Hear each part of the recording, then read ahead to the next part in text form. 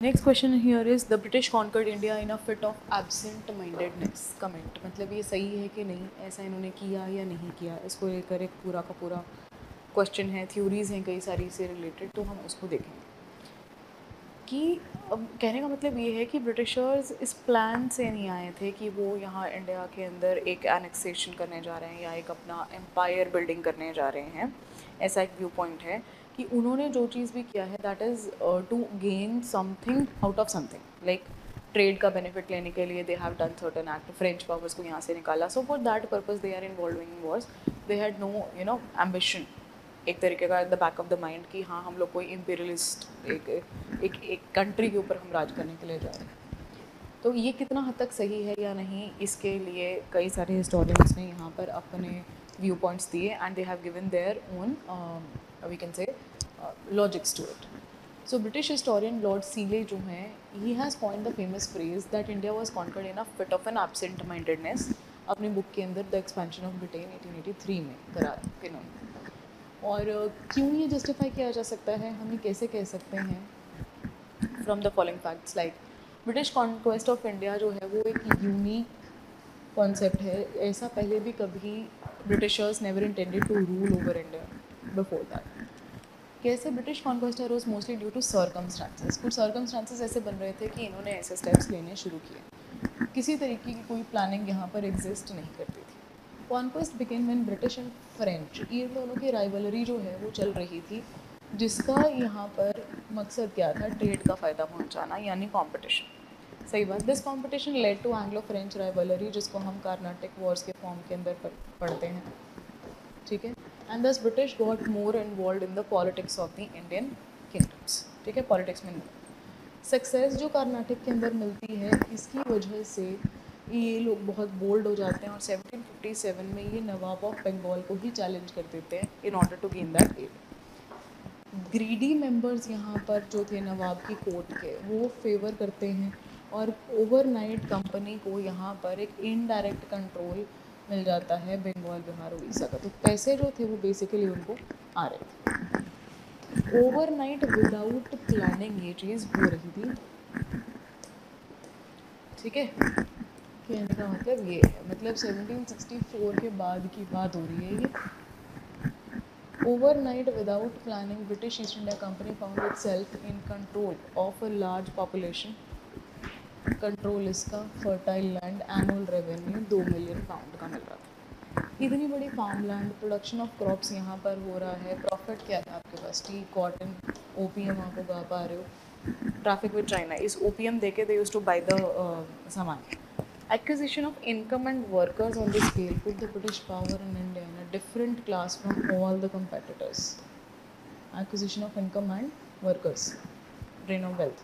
Now Britain had the resources to to to do whatever they want to do, what no other European power could accomplish, namely the conquest of whole subcontinent. पूरा का पूरा सब continent ही capture कर लिया। They would do it one step at a time. ये एक उनकी advantage, मतलब आप कह सकते हैं उनका एक गुड स्ट्रैटेजी था। Usually in response to threats against what they already had. तो थ्रेट्स के अगेंस्ट वो जाते जा रहे थे, मीन वाइल एक एक थ्रेट को डील किया और उसका रिजल्ट क्या हुआ, that they were gaining the area. Later Britain would take the Suez Canal, बाद में, ठीक है, Suez Canal, Australia, Burma, Malaya, इसके बाद लिया third of Africa in the name of defending their Indian territory. पहले नहीं लिया उन्होंने। They would meddle in the Balkans, क्यों, क्योंकि वहाँ से वो एरिया निकलता है, Red Sea, Mediterranean, Middle East, Persian Gulf, Red Sea का एरिया, तिब्बत इंडिया के पास है, for the same reason. In short the empire on which the sun never sets was created just to secure its most valued colony, India, ठीक है।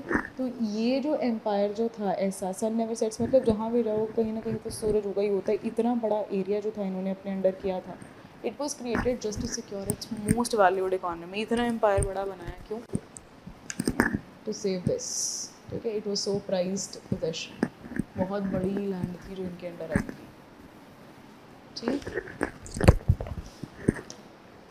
The company could have conquered all of India before 1800, but it avoided territorial acquisitions much of the time because they were involved in other things. Company's first concern was always the profit. ये था इनका हमेशा हमेशा से share holders का profit उनको मिलना चाहिए, जो कि वहाँ ब्रिटेन के अंदर थे. मिलिट्री ऑपरेशंस एक्सपेंसिव जो थे वो उनको करना था, ये इनके लिए अच्छे नहीं थे.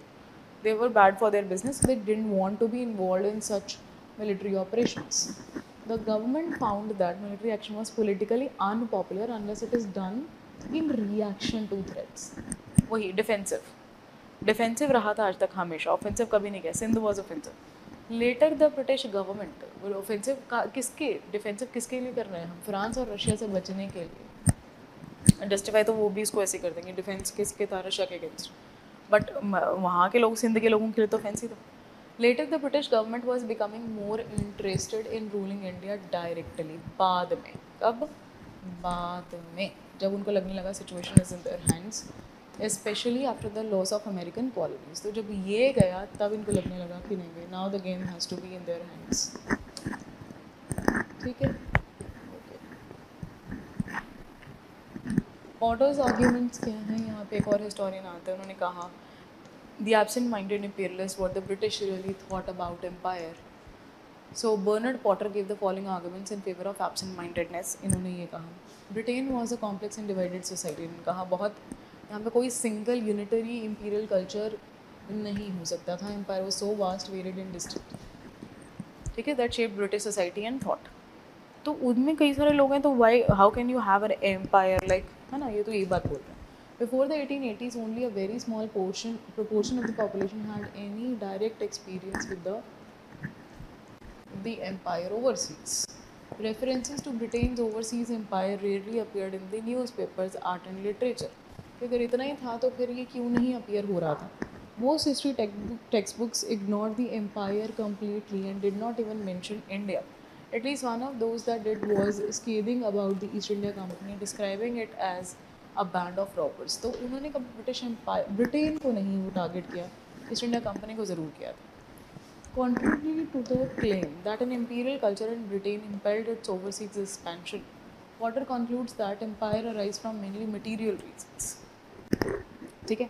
So Potter persuasively shows that British Empire was truly acquired in a fit of absence mind, as Sir John Seeley had said. PJ Marshall का व्यू पॉइंट क्या है? उन्होंने आर्ग्यू किया कि until 1784, that is Pitt's India act तक, there was no conscious और consistent British policy. कुछ नहीं था. पहले ईस्ट इंडिया कंपनी अपना ट्रेडिंग वगैरह कर रही थी, उनको उतना ही इंटरेस्ट था. For political conquest in India, authority at home remained undivided. Undivided किसके बीच में? एक तो कोर्ट ऑफ डायरेक्टर्स है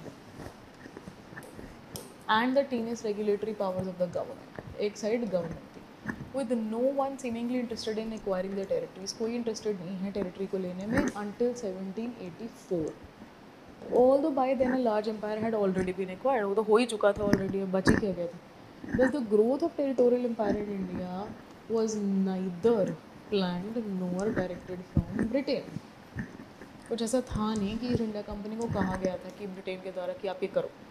It was the initiative of the company officials operating in India जिन्होंने वो कोर्स ऑफ एक्शन अडॉप्ट किया. It was never the British government. British government तो involve ही 73 के बाद होना शुरू होती है.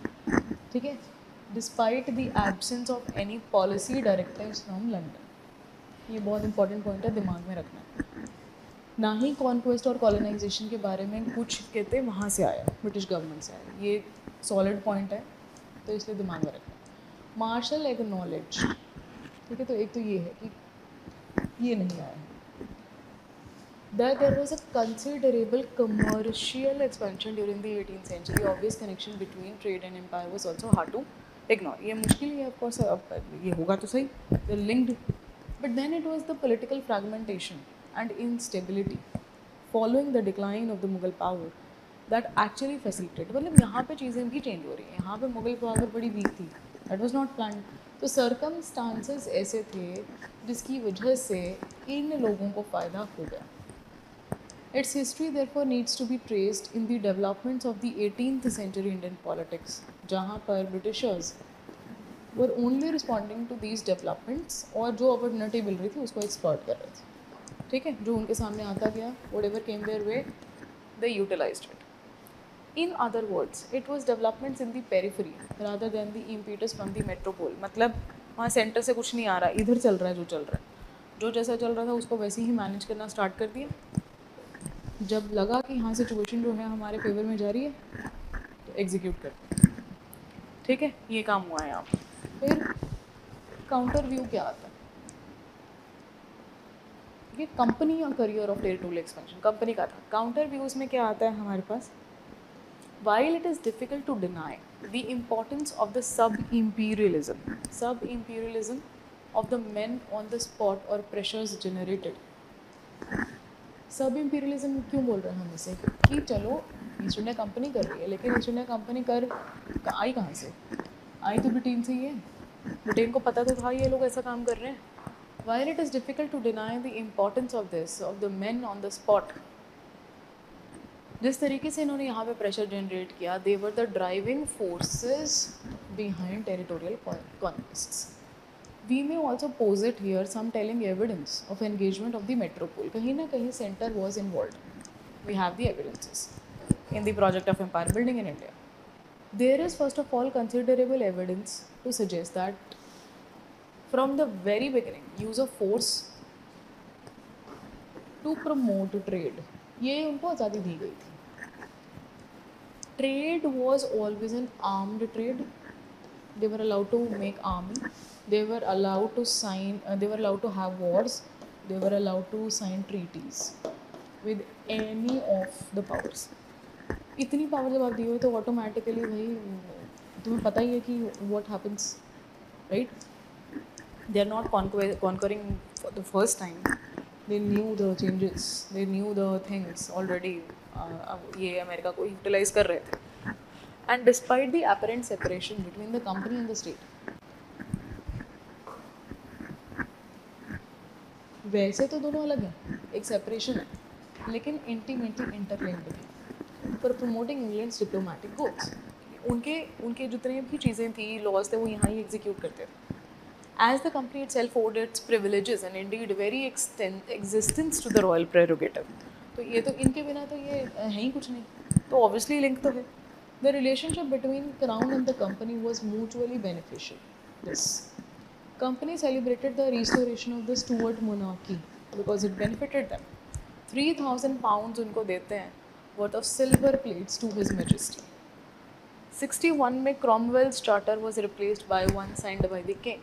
In gratitude, the company's directors voted in 1662 a loan of 10,000 pounds for the king. In subsequent years, more loans were offered and more charters with additional privileges followed.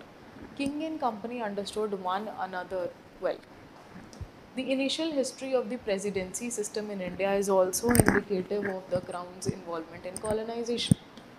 So you see, जब island जो settlement थी बॉम्बे की Charles to को मिलती है, तो वो dowry के अंदर जब रिसीव करता है अपनी ब्राइड से, जो पोर्चुगीज़ से मिलता है उनको, चार्ल्स टू को, तो वो क्या करते हैं 1668 में 10 पाउंड्स, मेयरली 10 पाउंड्स के अंदर as a token annual rental amount उनको दे देते हैं.